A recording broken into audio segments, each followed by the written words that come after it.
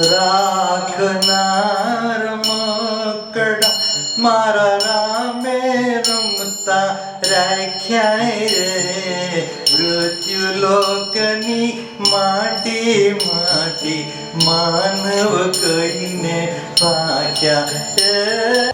માધવદાસ તપોધન નામ કેવી રીતના પડ્યું તમારું? આ અમારી અટક છે તપોધન છે. અમે ત્રિકમ સાહેબની પરંપરાના 5મી પેઢીથી સાધુ છે. ત્રિકમ સાહેબની પરંપરામાં ખાન સાહેબની જે પેઢી આવી, મારા દાદાનું નામ ખીમદાસ બાપુ, એમના ગુરુ ખાન સાહેબ. મારા પિતાશ્રીનું નામ ત્રિકમદાસ બાપુ અને એમના ગુરુ પ્રેમહંસ સાહેબ, ખાનના પ્રેમહંસ. અને પ્રેમહંસના શિષ્ય હતા મોણસ, એ મારા ગુરુ. એટલે અમારી 3 પેઢીથી આ ચિત્રોડ અમારી ગુરુ ગાદી છે.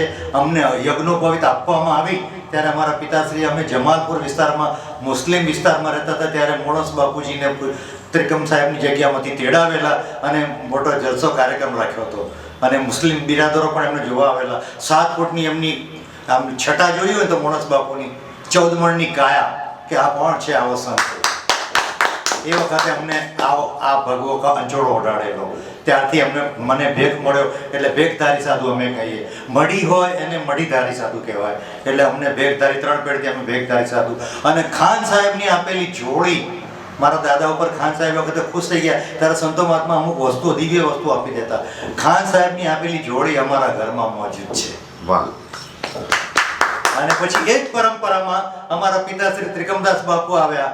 એમણે અહીંયા મારા દાદા વલાસણાથી વતન અમારું વડનગર, મોદી સાહેબનું જે છે એ વડનગર તાલુકો ગણાય છે, પહેલાં ખેરાળુ ગણાતો હતો. અને ત્યાંનું વલાસણા નામનું ગામ. અને 100-125 વર્ષ પહેલાં મારા દાદા અમદાવાદમાં આવેલા અને ગરીબાઈ આંટો લઈ ગયેલી. અને એ વખતે અને દાદાને ત્યાં આગળ એક મકાન ભાડે રાખેલું. માત્ર 5 રૂપિયા ભાડું હતું મકાનનું. 5 રૂપિયા ભાડામાં રહ્યા. 90-95 વર્ષ જેવું રહ્યા. અને મારા દાદાએ પણ નામના મેળવી. એમણે પણ બહુ ઉપાસનાઓ કરેલી ને આખ્યાનો કરે ત્યારે ચંદન મલિયાગરી, કોલવા ભગત અને એવા આખ્યાનો પોતે 3-4-5 રજૂ કરતા. અને જ્યારે સુરતન બતાવે ને ત્યારે ખાટલા ભાંગી જતા હતા. હાથી પગા ખાટલા ભાંગી જાય એટલું શૌર્ય બતાવે. શૌર્ય રસમાં એટલા બધા ડૂબાડી દે એવા મારા દાદાશ્રી હતા. અને એમની સાથે આંગળી પકડીને મારા પિતાશ્રી પણ ગયા. અને એમના વારસામાં એમણે પણ નાનપણથી 8 વર્ષની ઉંમરથી એમણે પણ ચાલુ કરી દીધેલું. અને એમનો તો અવાજ એવો બુલંદ હતો. અત્યારના નામચીન ગાયકોમાં આપણે પૂજ્ય નારાયણ બાપુની, કાંદાસ બાપુની હરોળના મારા પિતાશ્રી. અને એ વખતે 50 વર્ષ જેની ગાયકી રહી. ગાયકની બહુ તો ઉંમર હોય તો 10 વર્ષ 20 હોય. અમારા પિતાશ્રી કહેતા 10 હોય કે 20 હોય જી, પણ 50 વર્ષ સુધી જેનો છેક સુધી અંતિમ મૃત્યુનો ટાઈમ સુધી અવાજ એવો ને એવો જ હતો. તમારા બાપુજી શ્રી ત્રિકમદાસજીનું કોઈ મનગમતું ભજન સંભળાવશો? એમણે તો સુગમ ને બધી ટાઈમે એ જમાનામાં પણ ગાતા હતા. રાખના રમકડા એમનું એ જમાનામાં વસપોત હતું. પછી એક પીઠા ભગતનું વ્યાખ્યાન કહેતા હતા. વંથળીમાં જુનાગઢ થઈ ગયા પીઠા ભગત. અને જ્યારે ઘીનો ગાડવો ભરીને માથે મૂકી અને હાલ્યા જતા હતા, પત્નીને સુવાવડાવેલી, ગાડવો ઢળી ગયો અને ઘી અંદરથી ઢળી ગયું, ગાડવો ફૂટી ગયો. અને એ વખતે પીઠા ભગતે આર્તનાદથી પરમાત્માને, રામદેવ પીરને યાદ કરે. એ ભજન મારા બાપુજી બહુ સુંદર રજૂ કરતા હતા. મારી યથાશક્તિ મારી કાલી ગયેલી ભાષામાં આપની સમક્ષ રજૂ કરું છું.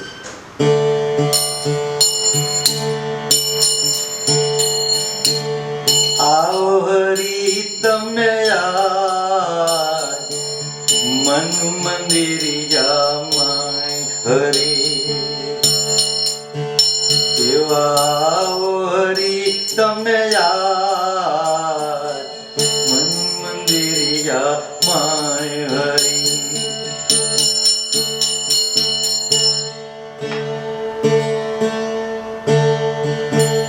મન મંદિરમાં શ્યામ બિરાજે અલખ પુરુષ અવિનાશ. મન મંદિરમાં શ્યામ બિરાજે અલખ પુરુષ અવિનાશ. આટણે અલ બેલાયાવો, આટણે અલ બેલાયાવો. હું છું તમારો દાસ, હું છું તમારો દાસ. મન મંદિરિયા માય હરી હરિયા હરિ તમે આય મન મંદિરિયા માય હરી માત તમે છો તાત તમે છો તમે મારા દેવ માત તમે છો તાત તમે છો તમે મારા દેવ હેત ધરી અલબેલા પ્રેમ ધરી પાતળિયાઓ કરું તમારી સે કરું તમારી સે મન મંદિરિયા માય હરી હરિયા હરી તમે આજ મન મંદિરિયા માય હરી છેલ્લી કડીમાં પીઠા વગર શું બોલે વન વગડામાં પુરવો વન વગડામાં વન વગડામાં વન વગડામાં પુરવો મન કોઈનો નથી આધાર આ ત્રિકમટાણે વહેલા ત્રિકમટાણે વહેલા મારા નોધારના આધાર મારા નોધારના આધાર મન મંદિરિયામાં હરી હરિયા હરી તમે મન મંદિરિયા માય હરી મન મંદિરિયા માય હરી મન મંદિરિયા માય હરી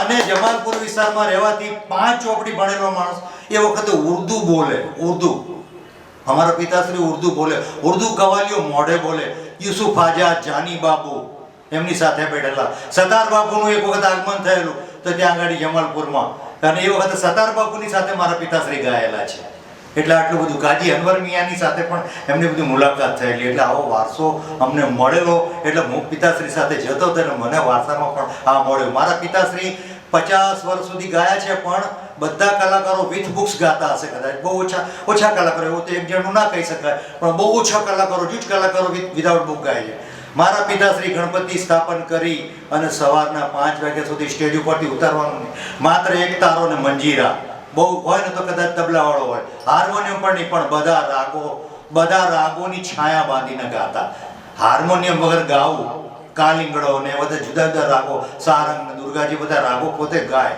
જેવો અને આશરે મિલાવે રામસાગર હું કહું બાપુજી કહો રામસાગર મને કે જો 2 સફેદ બોલે 3 કાળી બોલે 4 સફેદ બોલે આશરે મિલાવતા હતા હાર્મોનિયમ વગર એની કેટલી કોઠાસુ અને કેટલી પરમાત્મા એમને આપેલી બધી અને યાદ શક્તિ મેમરી પાવર હું કોઈનો જોતો નથી આટલા બધા સંતો સાથે હું ફર્યો છું પણ એમના જેટલો મેમરી અપ ટુ 40 ડેઝ હું અત્યારે બોલી શકવાની શક્તિ ધરાવું છું અપ ટુ 40 ડેઝ મને તમે 8 કલાક રજૂ કરો તો હું 8 કલાક તમને વિવિધ વિષયોમાં અને ગાવા સાથે તમને 8 કલાક જકડી શકું છું આ મારા પિતાશ્રીનો વારસો મને મળ્યો અને એમાં મેં ઉમેરો કર્યો પણ એમના જેટલો કંઠ ન લાવી શકું પણ પરમાત્માની કૃપાથી ધીરે ધીરે હું ગાઈ શકું છું સમજાવી શકું છું અને આ લખવાની કળા પણ મારા ભગવાને આપી છે એટલે એનો મને આનંદ છે પણ મારા પિતાશ્રીનો વારસો મને જાળવવાની 3 પેઢીનો મને બહુ આનંદ છે પિતાશ્રી પણ લખતા હતા કે લખવાનું તમે ચાલુ ના પિતાશ્રી નહોતા લખતા 5 ચોપડી ભણેલા હતા પણ બહુ બ્રિલિયન્ટ હતા એમની યાદશક્તિ બહુ હતી મેમરી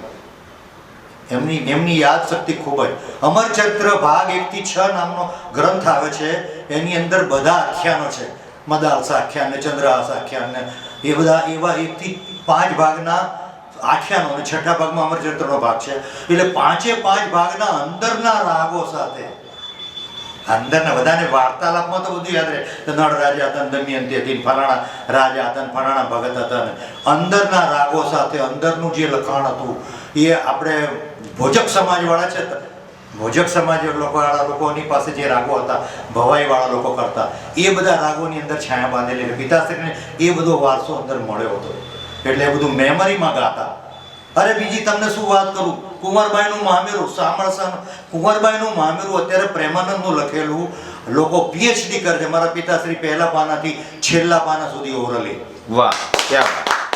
પહેલા પાનાથી છેલ્લા પાના સુધી અને પ્રવચન કરતા જાય અને પોતાના આગવા રાગો, એમાંથી આગવા રાગો બનાવીને પોતે આગવા રાગોની સ્ટાઇલથી રજૂ કરે, પબ્લિક હલવા ન દે એવો માણસ. ખાલી રામ સગન મંજીરા અને સાદા માઇક હતા. ભગવાન તમને શું વાત કરું, જો આવા એ વખતે 8-8 કોલમ ને 12-12 કોલમો સાથે કલાકારો ગાય છે જેવા કોલમો તો અત્યારે ક્યાંય કિંગ હોત. અવાજની ખૂબીઓ એવી, લગ્ન ગીતો ગાય, મરસિયા ગાય, એક રસમાં ડબોળ દે. મુસ્લિમોનું મોહરમ વિશે બોલે ને, અમારા જમાલપુરમાં તો લોકોની મુસ્લિમની સ્ત્રીઓમાંથી આંખમાંથી આંસુ આવ્યા જતા હતા. વાહ. ઈ બધું હતું.